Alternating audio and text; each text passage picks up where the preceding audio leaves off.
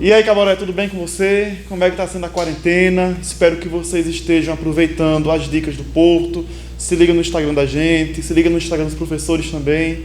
O tempo todo nós estamos lançando dicas de filme, de série, de livro, onde você pode localizar exercícios, conteúdos que nós ministramos em sala. Então, usa esse tempo, não para ficar só jogando, não para ficar só disperso, mas principalmente para você conseguir construir mais conhecimentos, para você conseguir atualizar aqueles conteúdos que você não tinha ainda conseguido colocar em dia, aquele conteúdo de uma avaliação, enfim. Para isso, aqui em literatura, nós montamos 2 vídeos para vocês acompanharem nas redes, em casa, quer dizer, desculpa. O primeiro, que é o que a gente vai fazer agora, vai tratar de um tema que não é novidade para as turmas de primeira série, nas quais eu sou professor, que é intertextualidade, certo?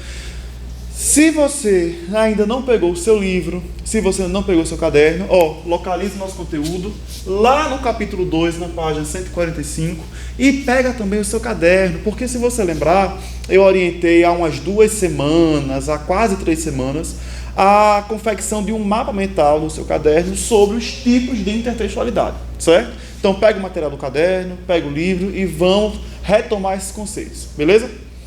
Bom, quando a gente fala em intertextualidade, essa palavra, eu sei que não é novidade para vocês, porque a intertextualidade, o tempo todo, nós fazemos, enquanto falantes, enquanto produtores de textos, mas ela é muito mais perceptível, ela é muito mais trabalhada no campo da literatura. Então, a literatura, o tempo todo, põe os textos, as criações, os produtos culturais em diálogo com outros. Então, quando eu falo em intertextualidade, eu me refiro justamente a um texto que dialoga com outro texto ou com outros, vários, diversos textos. Isso é muito comum na nossa literatura brasileira, mas também em outras literaturas de outros países. Então, a intertextualidade é um processo muito comum dentro da produção de arte. Guilherme, só em literatura a gente consegue perceber a intertextualidade? Não. Quantas vezes você já assistiu a um filme, por exemplo, que em um determinado momento da cena, ou uma cena, esse filme faz referência a outros filmes, ou a um livro, ou em uma novela que você está assistindo, e aí essa novela faz referência a um livro, a outra novela, a outro filme, ou numa série, enfim. É muito comum isso acontecer. Importante, primeiro ponto que eu quero que você grave no seu juízo, pequeno Caboré, é que intertextualidade não é plágio.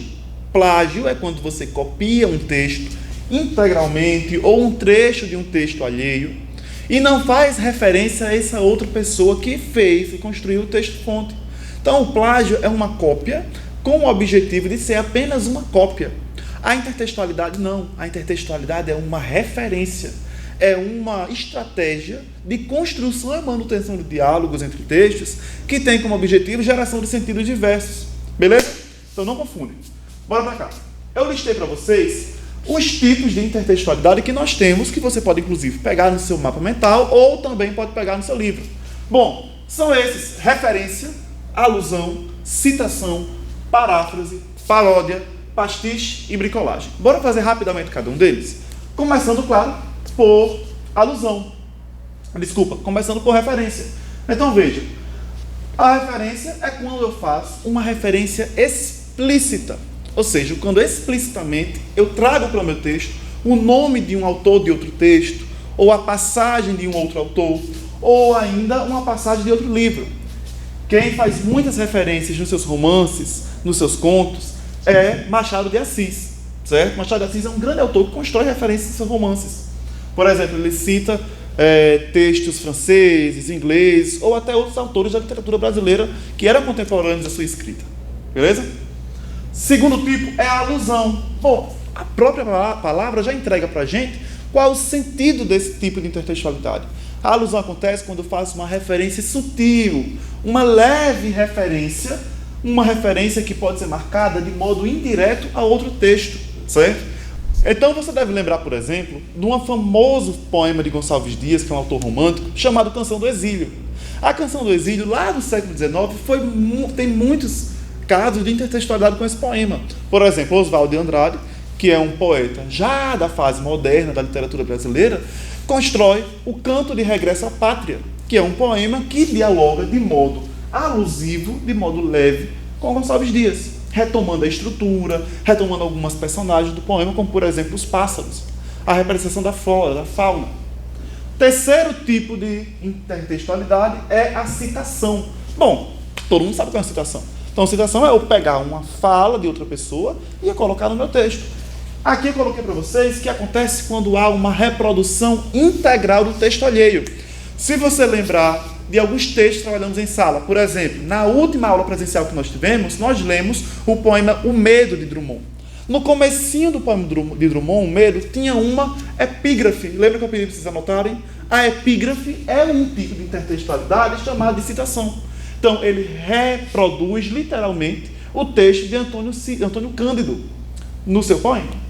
Bom, o quarto tipo de intertextualidade é chamado de paráfrase. Paráfrase também é um tipo de citação. É quando eu trago o texto de outro autor para o meu texto, mas de modo, aspas, traduzido. Quer dizer, eu repito no meu texto a mesma ideia daquele autor, mas utilizando palavras diferentes. Então, isso acontece uma paráfrase. Beleza? Bom, na sequência, a paródia. Paródia a gente conhece desde o Fundamental 1, certo? Paródia nós construímos o tempo todo. A paródia é quando eu trago uma referência a um outro texto, a um texto alheio, mas eu subverto esse texto alheio. Como assim? Eu crio uma forma de fazer chacota, eu posso fazer piadas, eu posso usar sarcasmo, eu posso usar o deboche. Então, são estratégias que dentro da paródia vão ser muito utilizadas. Tranquilo? Penúltima forma, penúltima estratégia de construir intertextualidade ou de perceber intertextualidade é um texto. O pastiche. O pastiche talvez seja o mais inovador para vocês. É quando eu tenho um autor, uma pessoa que escreve, que cria, imitando o modo como o outro autor escreve. Um exemplo muito famoso na literatura é o romance Liberdade, de Silviano Santiago, que é um romancista, um escritor contemporâneo, que nesse romance chamado Liberdade, ele imita o estilo de Graciliano Ramos, que é um escritor lá da década de 30 da nossa literatura moderna. Beleza? Para a gente fechar então esse tópico, chegamos à bricolagem. A palavra colagem, justamente, indica qual vai ser o procedimento utilizado para construir esse tipo de intertextualidade. A bricolagem acontece justamente quando eu faço um texto novo a partir da colagem, da seleção de diversos trechos de outros textos para confeccionar, para construir, para escrever, para criar um novo texto. Atenção! Não é uma forma de plagiar o texto alheio. A bricolagem assume deliberadamente que ela constrói um novo texto a partir de trechos de outros, assumidamente. Então, declaradamente, são feitas as referências ao texto original. Beleza? Quando há plágio, não são feitas as referências. Além de que, quando eu uso essa estratégia de compor intertextualidade no meu texto, eu exercito a criatividade, que é o ponto fundamental na criação artística. Beleza? Bom, fechamos esse tópico. Até o próximo vídeo.